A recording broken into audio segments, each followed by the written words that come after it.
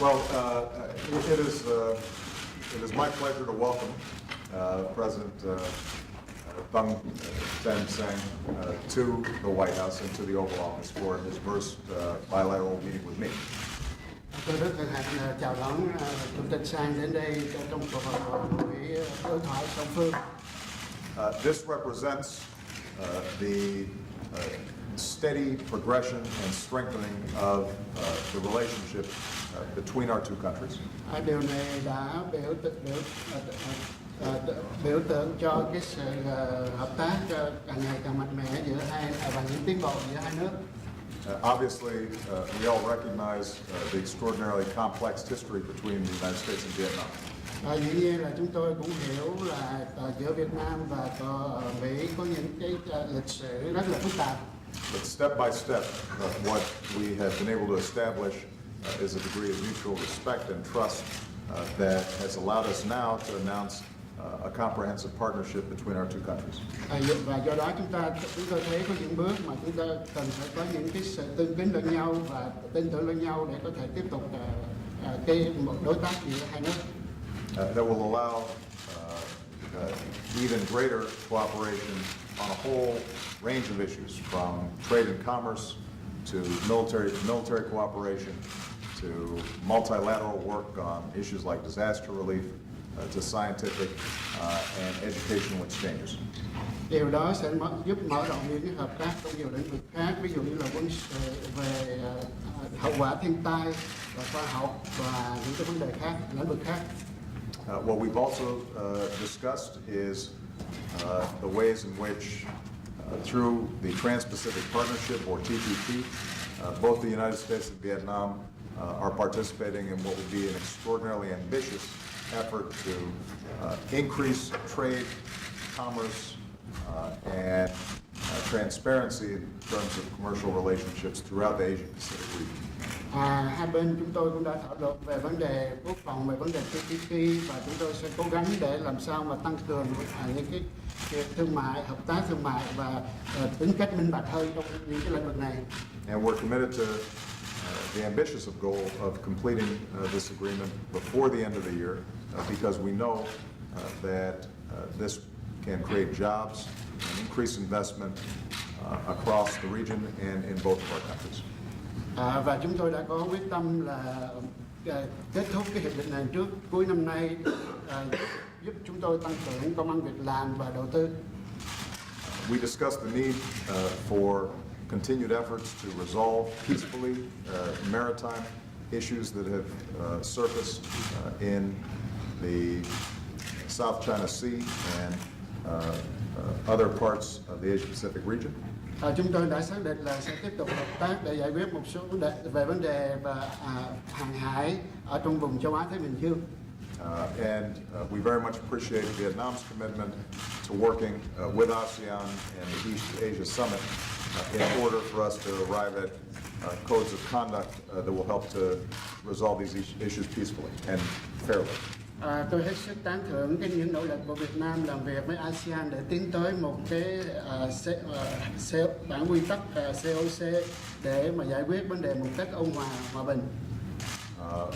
We discussed the challenges that all of us face when it comes to issues of human rights, and we emphasized how the United States continues to believe that all of us have to respect issues like freedom of expression, freedom of religion, freedom of assembly, and we had a very candid conversation about both the progress that Vietnam is making and the challenges that remain. Cả hai bên chúng tôi đã đặc biệt đề cập đến vấn đề nhân quyền, và chúng tôi hiểu là trong cái tinh thần tương kính đó, chúng tôi đã có nhắc đến vấn đề tự do về phát biểu, tự do ngôn luận, tự do tôn giáo và tự do lập hội, và đôi bên đã có cam kết sẽ có những tiến bộ để giải quyết những cái thách thức đó. We both reaffirmed the efforts that have been made to deal with war legacy issues. Hai bên đã xác định là sẽ có những nỗ lực để giải quyết những di sản của chiến tranh. We very much appreciate Vietnam's continued cooperation as we try to recover our missing in action and those that were lost during the course of the war. Chúng tôi cảm ơn sự hợp tác của Việt Nam để tìm người Mỹ mất tích và những người đã hy sinh trong chiến tranh. And I reaffirm the United States' commitment to work with Vietnam around some of the environmental and health issues that have continued decades later because of the war. Chúng tôi có đưa ra cam kết của Hoa Kỳ là tiếp tục làm việc với Việt Nam để giải quyết cái vấn đề môi trường và những vấn đề y tế, sức khỏe công cộng mà do chiến tranh để lại. And finally, we agreed that one of the great sources of strength between our two countries is the Vietnamese-American population, that it is here, but obviously has continued strong ties to Vietnam. Và đôi bên cũng đã đồng ý là cái cộng đồng người Việt ở hải ngoại này ngày càng lớn mạnh và sẽ đóng góp rất tốt cho sự phát triển của Việt Nam. And ultimately, it's those people-to-people relations that are the glue that can strengthen the relationship between any two countries.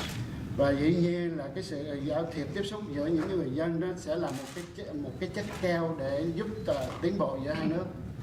So I just want to say to President Sang how much I appreciate his visit. Một lần nữa tôi xin nói với ngài Chủ tịch là tôi rất cảm ơn cái chuyến đi thăm của ngài. I think it signifies the maturing and the next stage of the development between the United States and Vietnam. Tôi nghĩ đây là một cái dịp để mà chúng ta tiến đến một cái sự hợp tác trưởng thành hơn trong những cái bước kế tiếp cho cả hai nước. As we increase consultations, increase cooperation, increase trade and scientific and education exchanges, ultimately that's going to be good for the prosperity and opportunities of people here in the United States, as well as good for the opportunities and prosperity of the people of Vietnam.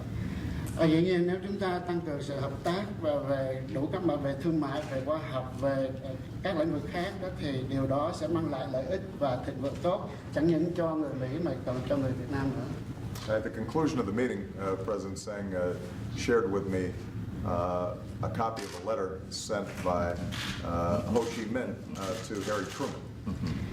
Vào cuối buổi trao đổi này đó thì Chủ tịch Sang có trao cho chúng tôi một bức thư mà ông Hồ Chí Minh đã gửi cho cố tổng thống Truman của Mỹ. And we discussed the fact that Ho Chi Minh was actually inspired by the U.S. Declaration of Independence and Constitution and the words of Thomas Jefferson. Và chúng tôi đã đồng ý là ông Hồ Chí Minh đã lấy được nguồn cảm hứng từ cái bản tuyên ngôn độc lập của nước Mỹ và những cái lời lẽ của ngài tổng thống Jefferson. Ho Chi Minh talks about his interest in cooperation with the United States. Lúc đó trong cái thư ông Hồ Chí Minh nói là ông rất là quan tâm đến chuyện hợp tác với Hoa Kỳ. And President Sang indicated that even if it's 67 years later, it's good that we're still making progress. Và Chủ tịch Sang có nói với tôi là mặc dù sau 67 năm rồi vẫn chưa thấy có nhiều tiến bộ. Thank you very much for your visit, and I look forward to continued work together. Xin cảm ơn ngài và tôi trông đợi sẽ có dịp hợp tác tiếp tục với ngài.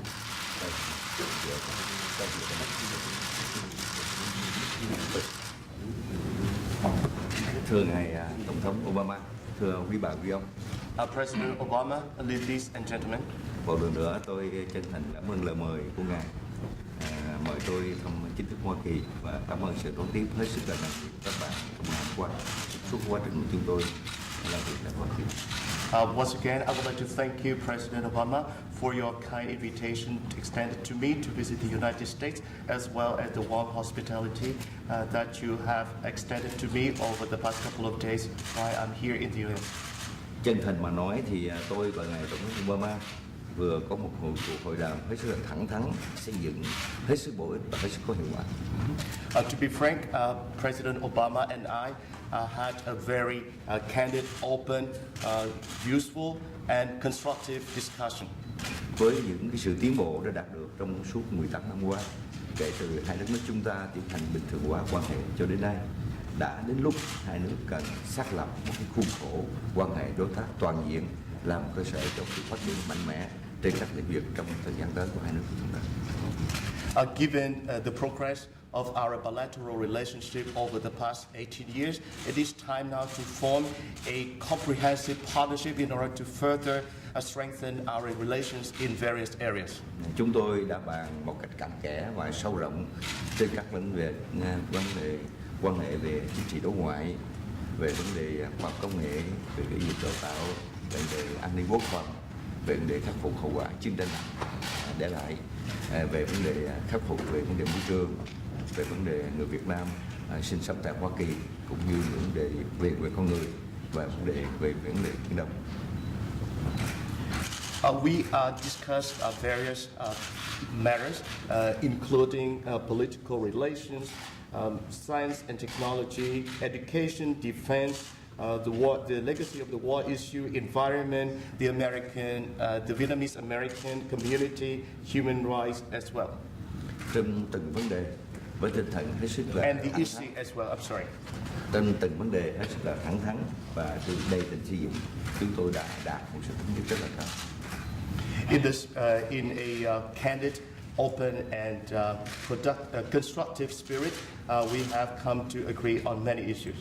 Sẽ tăng cường hơn nữa tiếp xúc cấp cao giữa hai nước của chúng ta.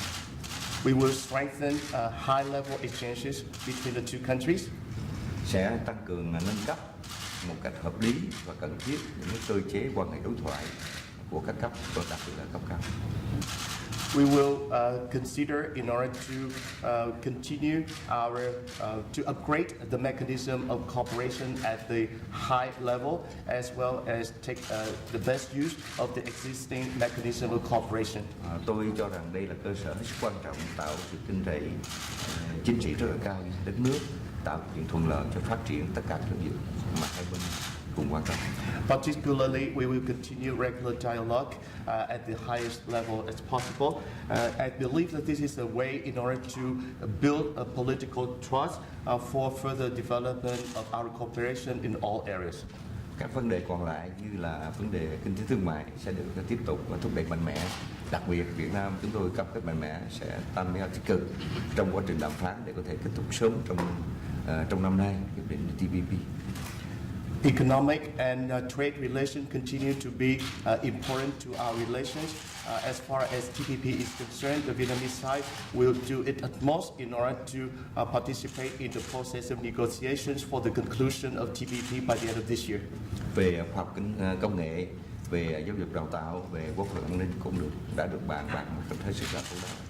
We also discussed in detail our cooperation in science and technology, in education and training, as well as security and defense. Về lĩnh vực khắc phục hậu quả chiến tranh, chúng tôi cũng đã bàn bạc kỹ kể cả vấn đề về con người, mà ý kiến hai nước chúng ta còn có những điểm khác biệt. We also touch upon the war legacy issues, including human rights, which we still have differences on the issue. Tôi cũng đã dành thời gian trao đổi với ngài Tổng thống Obama, bày tỏ lời cảm ơn chân thành của chính phủ chúng tôi về cái sự chăm sóc hết sức chu đáo của chính phủ như Hoa Kỳ trong suốt quá trình mấy mươi năm qua đối với bà con người Việt Nam sinh sống và làm việc và bây giờ là người Mỹ gốc Việt trên đất nước Hoa Kỳ. I also express my appreciation for the care that the U.S. Has extended to the Vietnamese who came to settle in the United States, and now they have become American citizens and contributing to the overall development of the U.S. Chúng tôi cần cảm ơn Tổng thống cũng chính phủ Hoa Kỳ và nhân dân Hoa Kỳ giúp đỡ rất là nhiều, và phần lớn hầu hết nhân dân Việt Nam, đồng bào chúng tôi là người Việt, là những người Việt gốc Mỹ làm ăn ở Hoa Kỳ hết sức thành đạt kể cả trong hoạt động chính trị.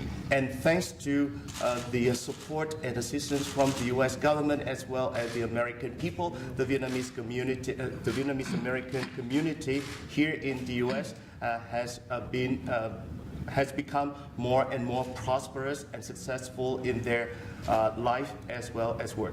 Tôi nhân dịp này cũng bày tỏ một sự mong muốn của chính phủ Việt Nam rằng bà con người Việt đang sinh sống và làm việc Hoa Kỳ sẽ là chiếc cầu vững chắc nối liền cái tình hữu nghị của nhân dân hai nước và sự phát triển mạnh mẽ hai nước Hoa Kỳ Việt Nam trong thời gian tới. And I also would like to take this opportunity to express a message to convey a message from our government to the Vietnamese American community here in the U.S. that we would like to see you contributing more and more to the friendship between our two countries, as well as further development of our relationship in the future. Về vấn đề Biển Đông cũng đã được bàn bạc tới một cách thấu đáo. We also discussed in detail the issue of the East Sea. Chúng tôi hết sức là hoan nghênh chính phủ Hoa Kỳ ủng hộ lập trường Việt Nam cũng như các nước thành viên ASEAN của chúng tôi là giải quyết những tranh chấp ở Biển Đông bằng biện pháp hòa bình trên cơ sở tôn trọng luật pháp quốc tế, DOC tiến đến COC và cam kết là đảm bảo tự do hàng hải trên Biển Đông. We appreciate and welcome the U.S. Support for our stance in this matter, as well as the stance of ASEAN relating to this particular matter. And we appreciate the U.S. support to solving the matter by peaceful means in accordance with international law, DOC, and moving toward to COC. Và tôi cũng bày tỏ một cái sự hoan nghênh Hoa Kỳ cũng như các nước khác hết sức quan tâm chăm sóc cái sự nghiệp hòa bình ổn định ở Biển Đông nói riêng cũng như khu vực thịnh vượng ở Biển Đông nói riêng cũng như ở khu vực ASEAN nói riêng cũng như khu vực châu Á Thái Bình Dương. We welcome the United States support as well as other countries' support in the matter in order to ensure peace, stability, prosperity, not only in the East Sea but also in the Asia Pacific and the world at large. Một điều hết sức quan trọng thưa quý bà quý ông, tôi thay mặt chính phủ Việt Nam chúng tôi đã bày tỏ một cái lời mời kính trọng của chúng tôi đến ngài Tổng thống Obama và ngài cũng đã nhận lời sẽ thăm Việt Nam trong nhiệm kỳ này của ngài. Last but not least, I also, on behalf of our government and our state, to extend to President Obama our invitation to visit Vietnam. And President Obama has accepted the invitation, and we try his best to pay a visit at least before the end of his term here. Lần nữa tôi xin chân thành cảm ơn sự đón tiếp hết sức là nồng hậu thân tình của ngài Tổng thống Obama cũng như các vị lãnh đạo của chính phủ Hoa Kỳ và mong muốn rằng sự hợp tác của hai nước ngày càng phát triển mạnh mẽ vì lợi ích của hai nước cũng như lợi ích của khu vực ASEAN và lợi ích của khu vực châu Á Thái Bình Dương. Actually, I would like to correct my translation a little bit. And President Obama has accepted our invitation, and we try his best to pay a visit to Vietnam during his term. And once again, I would like to thank President Obama and all of American people for the warm hospitality extended to me during this trip to the United States, and I believe that our cooperation will continue to strengthen for the mutual interest and benefit of our people. Thank you.